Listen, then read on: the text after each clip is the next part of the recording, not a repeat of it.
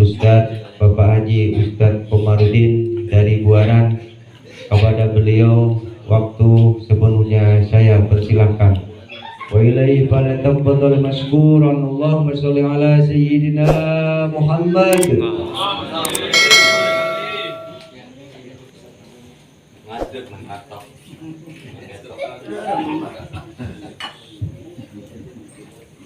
Assalamualaikum warahmatullahi wabarakatuh.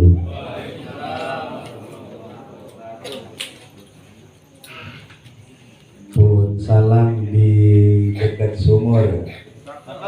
Tak gitu ngapa gua kan lagi pantun. Pun salam di pinggir sumur. Yang jawab salam panjang umur. Lagi ya lagi. Daun salam di bawah keduren sawit. Yang jawab salam anak-anak ntar pulang bawa duit. Amin. Bawa duit itu.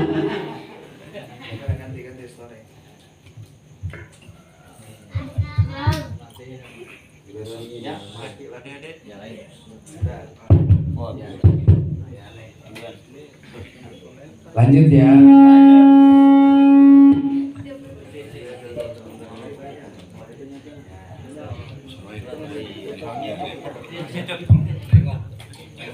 Tes 1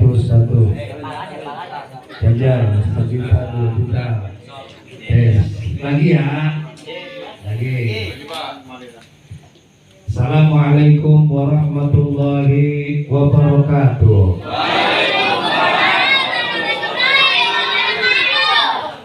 Alhamdulillahilladzi ja'ala fi ikhtilafil laili wan nahar la ayatin li ulil albab.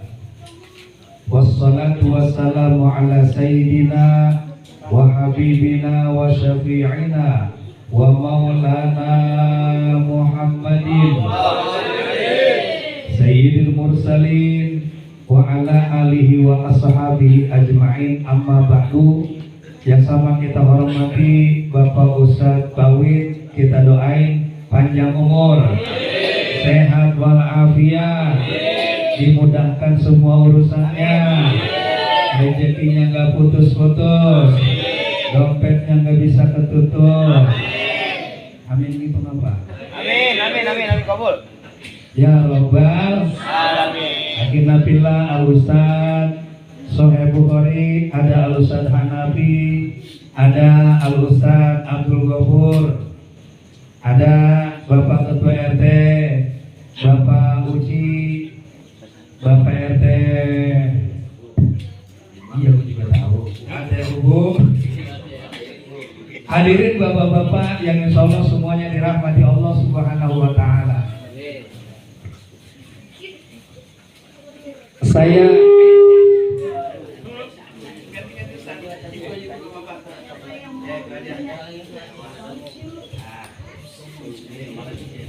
di sini datang hanya cuma silaturahmi saja, menyambut daripada 1 Muharram. 1 Muharram. Dan juga di sini setiap tahunnya biasanya Pak Wid ini mengadakan acara santunan yatim.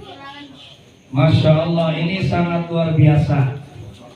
Jangan ditinggalkan dan jangan dilalaikan acara kayak begini.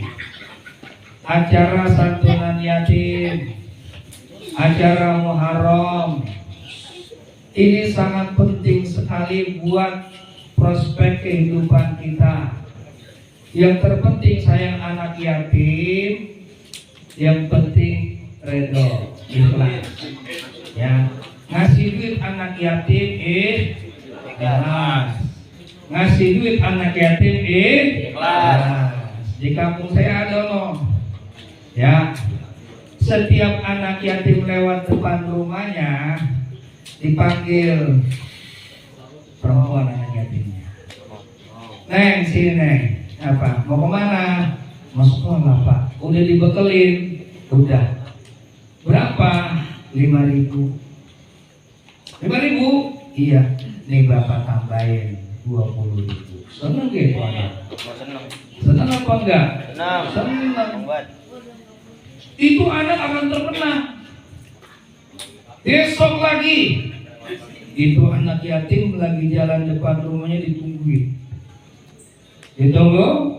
Tungguin. Sini. Apa? Udah dibekelin mau sekolah. Udah. Berapa? Goceng. 5.000. 5.000. Tambahin lagi 30.000. Oh, makin seneng. Makin apa? Makin seneng. Itu kira-kira itu anak ngadu nggak mamanya? Ngomong nggak mamanya? Ngomong. Berangkat lagi sekolah. Begitu berangkat sekolah dipanggil lagi. Sini dibekelin mama. Bekelin. Berapa? 5.000. Nih tambahin 50.000. Masya Allah. Seneng gak nih? Ngadu nggak mamanya?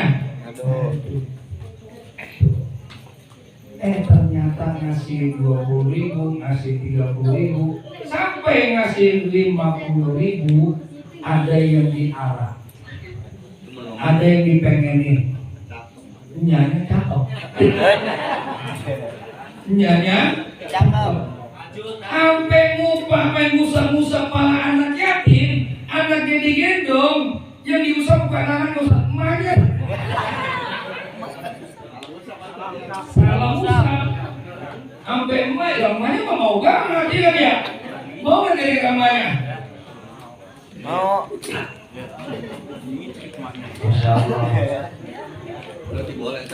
Boleh, gak apa-apa. Pahalanya itu lebih besar. Membebaskan seorang janda meninggal dunia ditinggal wafat sama suaminya, itu pahalanya 2 kali lipat. Kalau Pak RT Bu, dia dari mancing doang. Begitu dapat takut. Hadirin bapak-bapak yang dirahmati Allah Subhanahu wa taala. Kata Nabi kita Muhammad sallallahu alaihi wasallam, "Man masaha yadahu ala ra'si yatimin, rafa'allahu bi kulli syakratin darajah." Siapa orang yang membelai kepala anak yatim dengan tulus dan ikhlas, apa kata Nabi kita? Rafa'allahu bi kulli syakratin darajah. Maka Allah Subhanahu wa taala akan angkat derajat orang itu setiap satu helai rambut anak yatim. Subhanallah. Satu helai rambut anak yatim dibelai, itu satu helai akan apa? Diangkat oleh derajatnya oleh Allah Subhanahu wa taala. Saya setiap bulan ngisi acara pengajian di PT Radian daerah PIK. PT Radian itu pembuatan pangkal, pembuatan rencana daripada semua polisi yang ada di Indonesia ini, pangkat-pangkatnya PT yang bikin. Setiap bulannya dia mengadakan anak yatim dan pengajian, dan dia nggak takut-takut untuk sedekah. Sehingga dengan adanya sedekah kepada anak yatim, orang tua jompo, faedah sedekah itu kata Nabi kita yang pertama adalah tazidul amwal, akan menambahkan harta. Yang pertama. Yang kedua, fadilah daripada bersedekah adalah tadfa'ul bala, akan mencegah daripada bala malapetaka. Itu diantaranya. Apalagi kalau memberikan sedekah kepada anak yatim. Dan jangan pada saat-saat Muharram saja. Kalau bisa apa? Kalau bisa terus menerus sisipkan harta kita untuk apa? Untuk anak yatim. Rasulullah Nabi kita, dia dengan anak yatim itu seperti 2 jari kata Nabi kita. Tidak bisa dipisahkan. Makanya Rasulullah begitu melihat anak yatim diri-dirian, nih ada anak-anak lagi pada main sono, main sini, ada anak sendiri tuh di pojokan. Nabi marahin Nabi kita, ditanya, kamu kenapa? Kagak main sama teman-teman kamu? Tuh, lagi pada berbaris, lagi main game, ketawa-tawa. Anak sekarang kan lagi main game Pak ini, senang kan ya? Ya anak-anak kadang-kadang kalau mau main game, Masya Allah luar biasa. Batasin waktu buat anak-anak. Kenapa? Lebih banyak waktu anak-anak itu di handphone ketimbang daripada belajarnya. Benar-benar. Benar. Iya benar, Masya Allah. Ini hati-hati anak kita. Kata Nabi kita pada saat itu, kamu kenapa kagak main sama anak-anak yang lain? Ya Rasul, mereka itu masih pada komplit orang tuanya. Mereka itu masih bisa dibeliin baju baru, bisa dibelikan sepatu baru, dan lain-lainnya. Sedangkan saya, ya Rasul, juga punya orang tua saya. Apa kata Nabi kita? Maukah saya ini engkau jadikan seorang ayah? Itu anak Iran dibawa dengan Siti Aisyah, langsung dibeliin pakai baju baru dan lain-lainnya. Tuh. Makanya Pak, kalau kita sedekah sama anak yatim, itu anak mau nggak bakalan minta, nggak bakalan, benar nggak bakalan. Tapi kitanya yang punya pikiran. Itu diantaranya. Dan itu akan menjadikan prospek kehidupan kita yang menjadi kebaikan. Sehingga di bulan Muharram itu adalah bulan sosial, di mana bulan disitulah kita untuk mengeluarkan yang Allah Subhanahu wa Ta'ala ciptakan di bulan Muharram. Suatu saat Rasulullah ditanya dengan sahabat, "Ya Rasulullah, laqad qaddalallahu fi sa'il ayyam min yaumi Asyura." Ya Rasul, apakah ada keistimewaan di bulan Asyura ini? Ya, di bulan Muharram ini setiap harinya. Apa kata Nabi kita? Ya, ada. Khalaqallahu samawati wal ardi yawma Asyura wa khalaqal bahra yawma Asyura wan najatu Ibrahim min narin Namrud yawma Asyura. Dan di bulan Muharram ini sinonim nama kata lainnya adalah bulan Asyura. Nah sekarang ini kita masuk malam satu Syuro. Kalau di daerah-daerah Jawa itu satu Syuro tuh ngapain? Ada yang nyuci keris, ada yang mandi gerobak pakai kembang, ada yang satu malam dia mandi pakai kembang. Udah kayak keris keraton. Silakan saja, itu sih terserah dia, iya kan? Yang terpenting buat kita apa? Di bulan Muharram itu nih ada 4 kata Nabi kita. Ada 4 perkara. Di mana 4 perkara ini akan menjadikan kebaikan buat kita di dunia dan di akhirat. Dan bulan Muharram itu banyak keistimewaannya, subhanallah. Nabi Ibrahim diselamatkan dari api Raja Namrud. Itu Nabi Ibrahim ketika waktu dimintakan syafaat dengan umat Nabi Muhammad, bingung dia.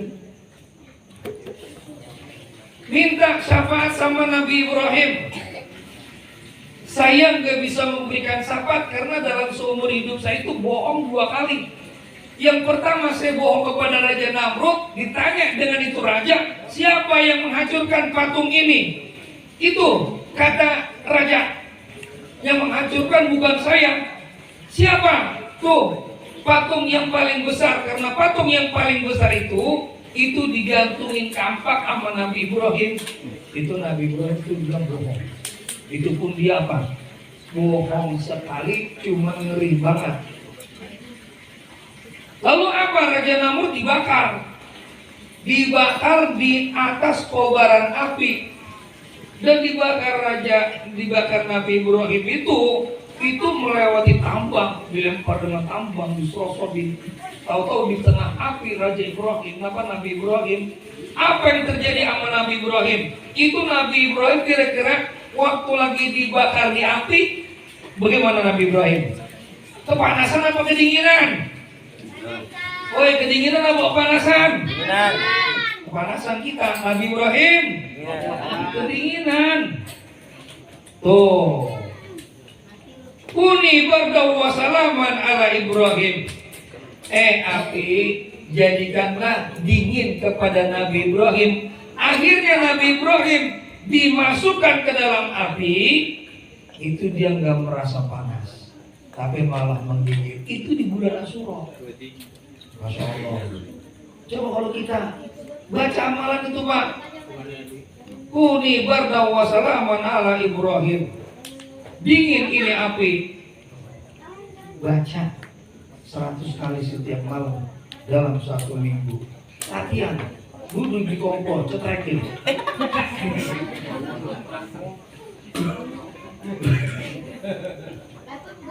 Ini cetrekin dengan kita. Gini suruh. Begitu cetrekin kira-kira bagaimana? Gosong. Hitam bosnya. Nabi Ibrahim itu diselamatin Raja Namrud dari apinya bulan Asyura. Untuk mengisi tahun 1446 Hijriah ini, saya bekali. Nih, khususnya buat bapak-bapak, umumnya buat kita semuanya. 4 perkara kata Nabi. Arba'atun man u'tiyahunna faqad u'tiya khairat dunya wal akhirah. Ada 4 perkara orang yang diberikan, maka sungguh yang diberikan itu akan menjadikan kebaikan dunia dan akhirat. Yang pertama adalah lisanun dzakirun. Kita punya lisan selalu berzikir, ingat kepada Allah. Itu yang pertama ya. Kalau giliran ada perkumpulan kayak begini, ini tidak terlepas daripada berzikir. Datang, ada takziah, ada orang dapat musibah, disuruh mengingat kepada Allah. Untuk mengingat kepada Allah dengan berzikir. Lidah kita, lisan kita gunakan untuk mengingat kepada Allah. Jangan lisan kita buat gosip. Lisan tak bertulang, lidah tidak bertulang. Tajamnya lidah itu lebih tajam daripada pedang. Makanya jangan salah-salah ngomong. Berapa banyak gara-gara omongan orang bisa main bunuh-bunuhan, benar? Iya. Berapa banyak gara-gara lidah orang jadi sakit hati. Paling gampang itu yang namanya lisan dibujukin dengan setan untuk berbuat keburukan, enggak pakai guru. Kalau guru ngajak kebaikan, tapi kalau setan keburukan itu enggak pakai gurunya, setan gurunya. No, orang lewat no, itu di pipinya ada tompel, lu katain. Kira-kira mana dia orangnya? Kita nggak kenal, orang lewat, pipinya tompel yang kita kata gini, woi tompel. Marah nggak? Marah apa ada? Marah. Tuh lidah, lidah. Orang jalan, pencot. Marah apa enggak? Marah. Tuh, itu lidah, lisan.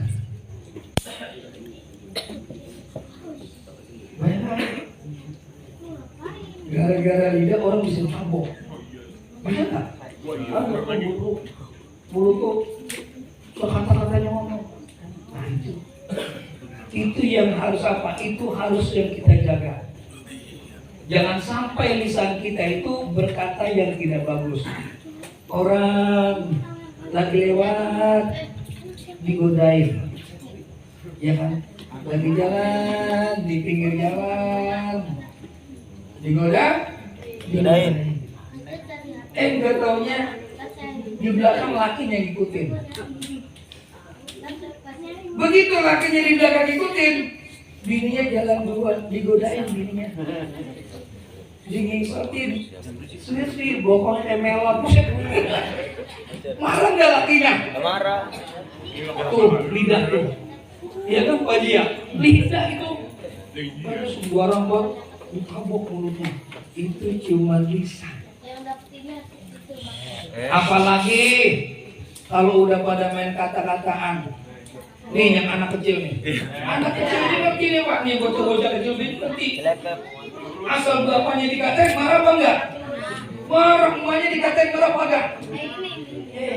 Malu suka sebelah. Marah enggak? Marah. Ini lisan. Makanya kata Nabi kita, buat kebaikan dunia dan akhirat. Satu, lisanun dzakirun. Lisan kita itu gunakan untuk berzikir. Kalau lisan kita untuk berzikir, insya Allah keluar kata-kata yang sopan santun. Yang apa? Yang ada budi pekerti. Lewat depan orang permisi. Enggak, permisinya itu apa? Main-main. Ada yang permisi main-main Pak. Ini bapak-bapak lagi pada duduk. Itu anak muda permisinya main-main, toto jelentuk. Kira-kira marah ke orang. Isi Pak ya. Oh, ada yang begitu. Itu permisi main-main. Kita menzakir yang pertama, yang kedua, qalbun syakirun. Ya, hati yang selalu bersyukur kepada Allah. Apa yang Allah Ta'ala berikan kenikmatan darinya, itu dia itu selalu nerimain. Tetangganya hidup mewah, megah, tidak rasa sirik. Tetangganya di bawah ekonomi menengah ke bawah, justru dia memikirkan bagaimana cara membantunya. Dan yang ketiga, tanamkan diri kita kesabaran. Dan yang terakhir adalah seorang suami bisa menjadikan istri yang soleha. Dan kalau sudah mempunyai istri yang soleha, yang menjaga daripada istrinya, tidak ngajakin mampir orang lewat ketika suaminya nggak ada, itu nggak soleh. Mas, balik tidak undi. Mau kemana? Bahasa kita kan dia. Oh iya, ke pasar. Mau ke Minara Unggit, bisa? Mampir dulu. Nah itu loh, ya, pesan. Nah itu rumah, jangan mampir orang aja kalau gua nggak ada. Bahasa Betawinya begitu. Jadi istilahnya, istri yang soleha itu akan menjadikan kebaikan buat kita, urusan dunia dan akhirat. Kesimpulannya, ya,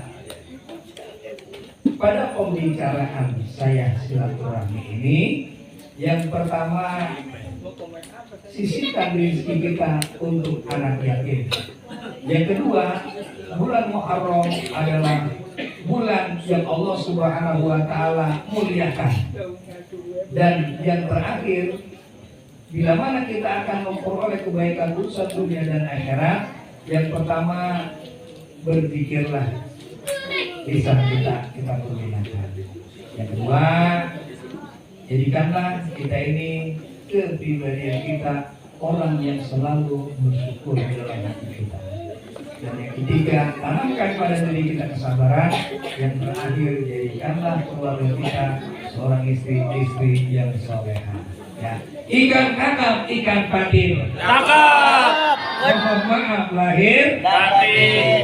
Ikan peda, ikan gurame. Cakep. Itu namanya. Ikan gabus, ikan betok. Apa itu? Itulah nama-nama ikan. Assalamualaikum warahmatullahi wabarakatuh.